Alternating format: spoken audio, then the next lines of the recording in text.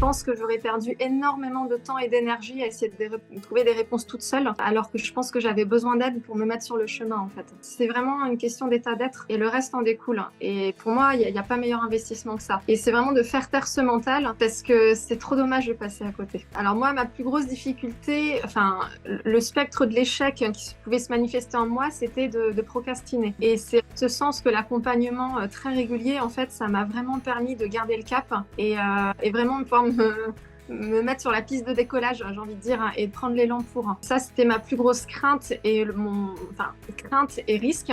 Et il y a eu un moment de flottement, effectivement. Mais par contre, pour le reste, en fait, ton accompagnement est tel que, en tout cas, à titre personnel, je me suis complètement laissée couler en toute confiance et tout était naturel, fluide, une étape après l'autre. Très soutenant, chamboulant mais doux à la fois en fait. J'ai pas senti de violence envers moi-même. J'avais lu pas mal de choses, je me sentais concernée par pas mal d'ouvrages que j'avais lus où je côtoie des gens qui sont dans le travail personnel, etc. Mais finalement, j'avais peu acté de façon aussi profonde et aussi investie. Et là, j'ai vraiment senti la différence. Et il n'y a pas photo. Hein. c'est un point de non-retour que j'ai franchi. Et je sais que si je veux du changement maintenant, je sais comment faire, on va dire. La difficulté de trouver le temps.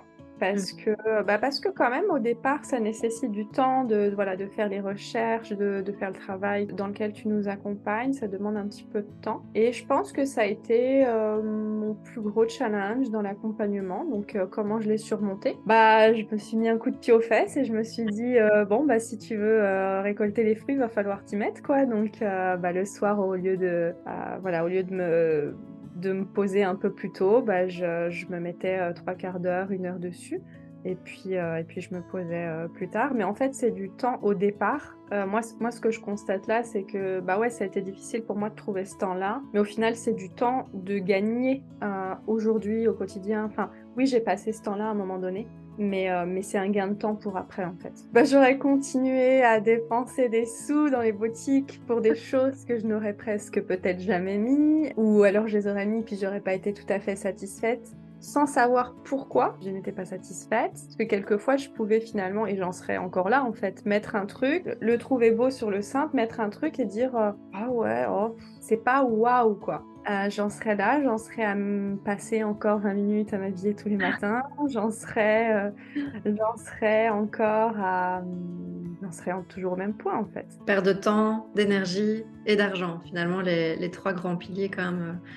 Perte de temps, d'énergie et d'argent tout en étant insatisfaite, parce qu'à la limite, quand il passe du temps, d'énergie et de l'argent et que tu es satisfaite, mais là, non, en fait. Oui, c'est vrai. En étant en plus insatisfaite de comment tu te sens dans ta peau et dans tes vêtements tous les jours, et on s'habille tous les jours de notre vie, enfin presque pratiquement, donc c'est important, quoi. Le matin, je sais comment m'habiller, ça me prend 3 minutes et demie, alors qu'avant ça pouvait me prendre une demi-heure. Je sais comment m'habiller, je sais que je suis bien comme ça, et peu importe au final ce que pensent les autres. Je suis fière, je suis très fière parce que vraiment ça a été difficile et à certains moments, je suis fière de ce que j'ai accompli, je suis fière d'avoir tenu bon, je suis fière d'en être arrivée là où j'en suis aujourd'hui. Je suis fière de voir à quel point les choses continuent d'avancer, encore de mûrir. Je suis fière de le sentir, de le vivre et de le ressentir aujourd'hui, ce terreau qui est là et qui est fertile. Et puis